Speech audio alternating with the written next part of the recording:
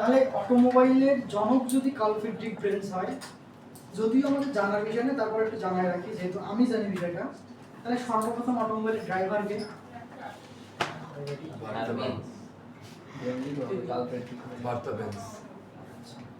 সর্বপ্রথম অটোমোবাইলের প্রথম ড্রাইভার হচ্ছে বার্থা বেঞ্জ, এবং এই বার্থা বেঞ্জ ছিল কার্ল ফ্রিডরিখ বেঞ্জের স্ত্রী,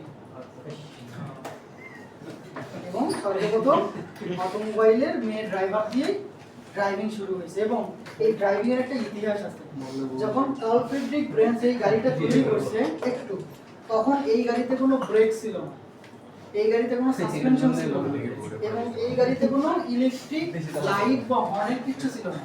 তো কি করছেন উনি, গাড়িটা বানানোর পরে একদিন কার্ল ফ্রিডরিখ বেঞ্জকে না বলে গাড়িটা নিয়ে একা একা বের হয়েছে, এবং ওই একবারে উনি প্রায় 66 মাইল পথ ওই গাড়ি দিয়ে পাড়ি দিয়েছে। এবং এই 66 মাইল বা 106 কিলোমিটার চালানোতে সে গাড়িতে ব্রেক সিস্টেম অ্যাড করছে, সে গাড়িতে লাইট সিস্টেম অ্যাড করছে, হর্ন অ্যাড করছে, এবং সাসপেনশন সিস্টেম অ্যাড করছে। সে সর্বপ্রথম ব্রেক কিভাবে বানাইছে জানেন? আমরা ছোট থাকতে যখন সাইকেলে ব্রেক করতাম, কি করতাম, ব্রেক যখন কাজ করতো না, পা দিয়ে ব্রেক করতাম না, ঠিক এই কনসেপ্টটা ভাবে। এরপর সে মোচার থেকে, সরি কি বলে, মুচির থেকে জুতার কেটে সাইকেলে যেমন করে আমাদের ব্রেক সিস্টেম, এই সেম ভাবে ব্রেক সিস্টেম বের হয়েছে। আচ্ছা, তাহলে এই হচ্ছে সেই প্রথম গাড়ি চালানোর ছোটভাবে ইতিহাস। তাহলে একটু শুধু লিখে নেন যে সর্বপ্রথম ড্রাইভার, যেহেতু অটোমোবাইলে আছি আমরা, এই ইনফরমেশন গুলো কয়জন জানেন? যেটা আপনি জানেন, এর আগের স্লাইডে যে প্যাটার্ন নাম্বারটা ছিল, এটা কি কোনো মানে অত ডিটেইলস লাগে না।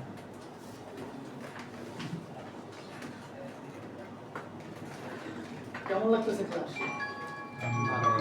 চেষ্টা করতেছি আপনাদের। Sir brake system, suspension system আর কি সিস্টেম জানেন? ইলেকট্রিক সিস্টেম, ইলেকট্রিক বলতে হর্ন এবং লাইট।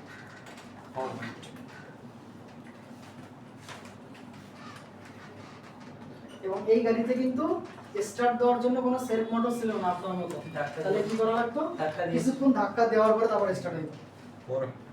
ওই যে হ্যান্ডেল দিয়ে যেমন স্টার্ট দাও না, ঠিক এইভাবে কিছুক্ষণ ধাক্কা দেওয়ার পরে তারপর গাড়ি স্টার্ট হইতো। লাইটিং সিস্টেম,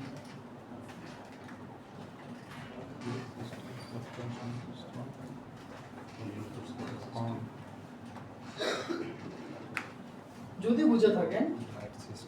এখানে আরেকটা বিষয়, অটোমোবাইলে যেহেতু ঢুকছেন, তো অটোমোবাইলের লোকজন নাকি অটোমোবাইলের পরিবারের সদস্য এখন আপনারা। বিশ্বে অটোমোবাইল দিবস কবে জানেন? গত 4 বারের মতো বাংলাদেশে প্রথম অটোমোবাইল দিবস উদযাপন করছে টুইন অটোমোবাইল স্কুল। অটোমোবাইলের দিবস হচ্ছে 29শে জানুয়ারি, এবং এই দিবসটা কবে? যখন সে প্যাটার্ন নাম্বার পাইছে, এই দিনটাকে আমরা অটোমোবাইল দিবস হিসেবে ধরি। দিনটা ছিল মঙ্গলবার দুপুর 2টা সম্ভবত, যখন যে প্যাটার্ন নাম্বারটা পাইছে। তো এত ডিটেলস আপনার লাগবে না, ছোট করে লেখেন যে 29শে জানুয়ারি বিশ্ব অটোমোবাইল দিবস। সাল হচ্ছে এই যে এটাই 86, 1886 সালে। আমাদের অটোমোবাইলের প্রায় 239 বছর মনে হয় হয়ে গেল। যদি আপনারা রিপিট করতে যে কথাটা বলছেন, 1885 সালের 29শে জানুয়ারি মঙ্গলবার দুপুর 2টা। কত ডিটেলস লাগবে না? অটোমোবাইল দিবস না? হ্যাঁ, অটোমোবাইল দিবস মঙ্গলবার দুপুর 2টা কত লাগবে না স্যার? 45 মিনিট 29শে জানুয়ারি। কত সাল স্যার? এই যে সিএসি না, 85 তে শুরু হয়েছে তার আবিষ্কার, এবং সে সিএসি তে শেষ করার পরে সে সিএসি তে এই জিনিসটা পাইছে। ওকে, তাহলে এই হচ্ছে বার্থা বেঞ্জ, এই হচ্ছে মার্সিডিজ বেঞ্জ, এবং এই হচ্ছে কার্ল ফ্রিডরিখ বেঞ্জের হিসাবপাতি। আচ্ছা, ওখান থেকে যদি একটু নিচে আসি, উইমলিম মেব্যাক আর উইমলিম ডেইমলার, আপনারা হয়তো এই মেব্যাক কথাটা শুনে থাকবেন। জার্মানির গাড়ি নিয়ে যদি কখনো প্যাশন থাকে, তাহলে এই জার্মানির গাড়ির সাথে দেখবেন যে এই মেব্যাক কথাটা আছে। এই মেব্যাক কিন্তু কার্ল ফ্রিডরিখ বেঞ্জের আবার রিলেটিভ, ঠিক আছে? তারা রিলেটিভ, যদিও নিজের বংশের কেউ না, কিন্তু আমি যতটুকু স্টাডি করে দেখছি তারা একই গ্রামের এবং খুব কাছাকাছি। তার মধ্যে পার্থক্য, সে সর্বপ্রথম অটোমোবাইল আবিষ্কার করলো, তার গাড়িটা ছিল 3 চাকা, সর্বপ্রথম 4 চাকার গাড়ি নিয়ে আসছে এনারা। এবং এনারা যদি একটু ছোট করে ইতিহাস বলি, মেব্যাক আর মার্সিডিজ কিন্তু এখন কম্বাইনে কাজ করে। কি জার্মানিতে তৈরি যত মেব্যাকের কমার্শিয়াল গাড়ি আছে, মেব্যাক কিন্তু কমার্শিয়াল পার্টটা নিয়ে কাজ করে, বাস ট্রাম, আর হচ্ছে মার্সিডিজ প্যাসেঞ্জারটা নিয়ে কাজ করে। এখন প্যাসেঞ্জার কমার্শিয়াল কি চিনি? প্যাসেঞ্জার হচ্ছে পার্সোনাল ইউজ করার জন্য যে গাড়িগুলো 4 হুইলার, আর কমার্শিয়াল মানে বাস ট্রাক এই লাইনে বড় রিলেটেড।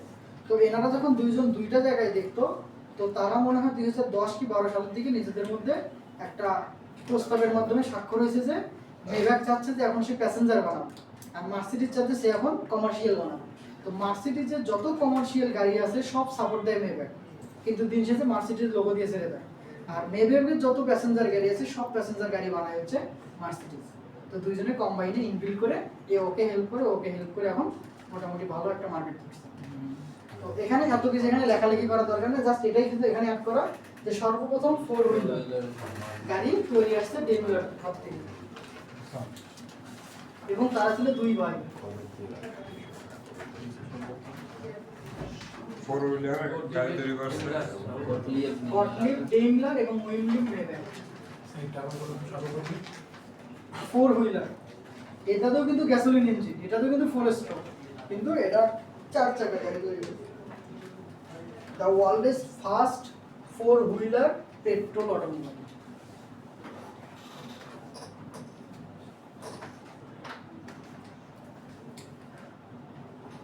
ফোর হুইলার আবিষ্কার হচ্ছে এরা দুইজন।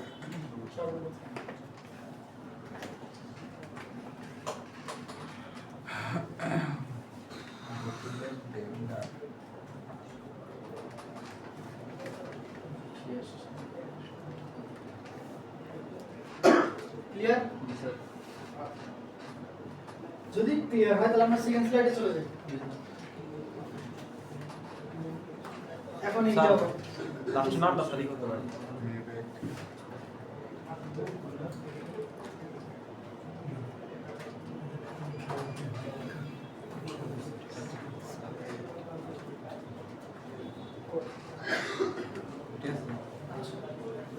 এবার আমরা যদি একটু এই স্লাইডটা দেখি, সর্বপ্রথম পেট্রোল ইঞ্জিন তাহলে কি আবিষ্কার করলো?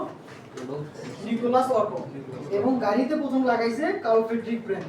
ওকে, ডিজেল ইঞ্জিনের হিসাব কিন্তু এখন আমরা পাই।